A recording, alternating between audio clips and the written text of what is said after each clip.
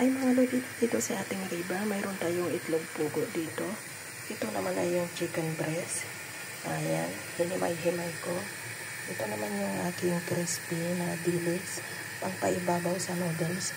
Naglaga ako ng macaroni para sa aming tatlo, amo kong lalaki at bata at ako. At naglaga rin ako ng noodles na yung panyan ang tawag nila para sa amo kong babae. At yan ang gulay. Yan guys, ang dinner namin ngayon. Ito yung aking sabaw.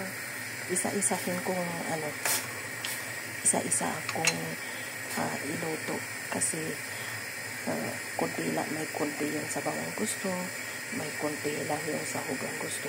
Kaya ayan, sinalat ko po siya.